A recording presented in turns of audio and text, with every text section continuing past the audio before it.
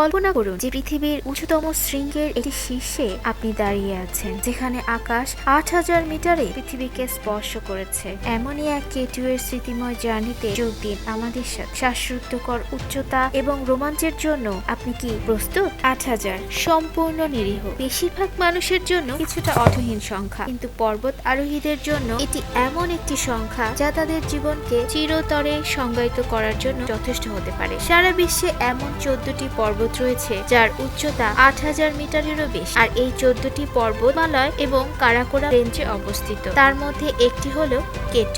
টমাসের জন্য K2 শুধুমাত্র একটি পর্বত ছিল না, এটি ছিল বরফ এবং পাথরে খোদাই করা একটি তীব্র আগ্রহ হৃদয় প্রতিধ্বনিত হয়েছিল।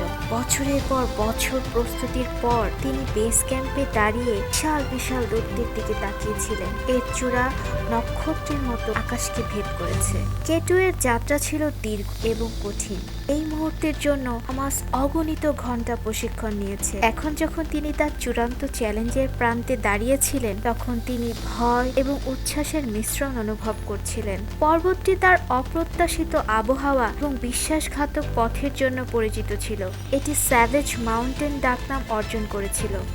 ভোর হওয়ার সাথে সাথে টমাস এবং তার দল আরোহণ শুরু করে। প্রচন্ড এক্সাইটমেন্ট তার মনকে নাড়া দিচ্ছিল। কি হবে তার সাথে, কি হতে যাচ্ছে? তার স্বপ্ন পূরণের পথে সে হাঁটা শুরু করেছে। এই অনুভূতি বর্ণনা করার মতো নয়। হালকা বাতাস বইছিল এবং প্রতিটি পদক্ষেপ একটি অপরিসীম প্রচেষ্টার মতো অনুভূত হয়েছে। বিপজ্জনক ভূখণ্ডের মধ্যে দিয়ে চলাচল করতে করতে তাদের দিনগুলো সপ্তাহে পরিণত হয়। দলের সদস্যদের সাথে বন্ধুত্ব ছিল তাদের সবচেয়ে বড় সুখ, কারণ তারা তুষারপাত, ক্রেভাস এবং বরফ দেয়ালের মুখোমুখি হয়েছে। প্রতি রাতে তারা তাঁবুতে সবাই একসাথে পাহাড়ের চ্যালেঞ্জের বিরুদ্ধে তাদের উপসান্ত্বনা খুঁজে পেয়েছিল। যখন তারা চূড়ান্ত শীর্ষের কাছে পৌঁছেছিল, তখন একটি প্রচন্ড ঝড়ো বাতাস এসে তাদের তাঁবুতে আটকে রেখেছিল। তখন তাদের মনের আশা হ্রাস পেতে শুরু করে, কিন্তু টমাস দমে যাওয়ার পাত্র ছিল না। সে নিজেকে মনে করিয়ে দেয় কেন সে এখানে এসেছে। আরোহণের ভালোবাসার জন্য, দুঃসাহসিকতার মনোভাব আর K2 এর উপরে দাঁড়ানোর স্বপ্নের জন্য। অবশেষে ঝড় কেটে গেল। একটা হিমশীতল সকালকে পেছনে ফেলে দলটি